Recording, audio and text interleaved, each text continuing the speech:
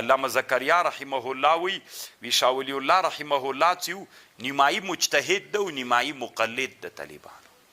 نو دی خپل اجتهاد ځان ته کولی سي دی وایي دلته زکریا صاحب نقل تیر کړی ده دی وایي درې شیه د ما د طبیعت خلاف یو دا و چې وی ما اراده وکړله چې زه تقلید ونه کمه یا هر چا چې تقلید مختار سو تقلید وکم دیغه چا تقلید وکم چې د ما خوښ خو بیا نبی علیه السلام نه مې روحاني شکل باندې پوښتنه وکړه په څلورو مذاهبو کې چې د چا تقلید وکم نبی علیه السلام وی روحانیاً راته ویلې چې تقلید په هند کې د امام ابو حنیفه رحمه الله د مذهب وکړه په هند کې ګوره طالبانو ورته ویلي چې د الله له طرف نه انوار په هند کې په حنفي مذهب باندې دي زکریا صاحب وی طالبانو یوه خبرې بله مو سره زیاته کړې وی په هند کې په جماعت الدعوت و تبلیغ باندې د الله عز وجل ډېر رحمتونه دي پې باندې طالبانو ورونو یعنی که الله عز وجل د یوه ګیله له افغانانو علماو نه وکړي د تنګ نظرو افغانانو علماو نه په ورځ د قیامت باندې طالبانو جماعت دعوه و تبلیغ په اسلامي ټولنه کې طالبانو څومره لوی خدمت کړی دی تاسې که پرون په یادو طالبانو زه چې سبق نه خلاص وم یو تورې پټګۍ ولې سړی و ښه نوې پټګۍ پې سر کړې وه ښه توره ګیره یې وه کمپیکر و دا د ډنمارک نه راغلي وو طالبانو افغانۍ وو د ډنمارک نه راغلي وو هلته زیږېدلي او جماعت دعوه و تبلیغ طالبانو دومره تاثیر پې باندې کړي وو مسلمان څومره ښه انسان یې تر جوړ کړی وو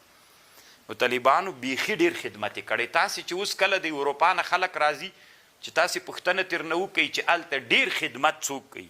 درته وبه یو عرب ډېر خدمت کوي اسلام ته یو ترکان ډېر خدمت کوي او یو پاکستانیان ډېر خدمت کوي او پاکستانیانو کې هغه پاکستانیانو د هند خلک چې هغه د جماعت دعوه و تبلیغ سره څوک لري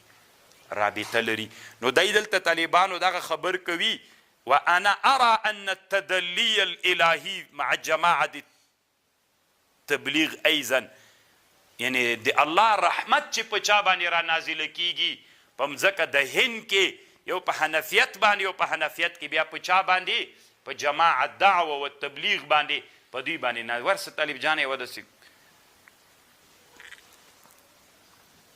او بل دا د وی دویمه خبر وی دا وی دی ما رایه دا و چې دی ما علي رضی الله عنه ته هغه کو میلان مې زړه دې ته کو چې زه د علي رضی الله عنه څوک وکمه دغه یعنی شیخینو باندې علي افضل وبلم خو د الله له طرف نه راته ویل سو چې نه ته به د شیخینو ترجیح کوي د علي صاحب نه کوي دریم وی دی ما رایه دا وله چې زه اسبابو ته اعتماد ونه کم چاته اعتماد ونه کم اسبابو ته اعتماد ونه کم او اسبابو باندې کار ونه لرمه زه باید داسې چل وکم چې بدون د اسبابو نه توکل وکم خو د الله طرف نه راته ویل سو چې نه اسباب به برابرې بیا به څوک کوي توکل کوي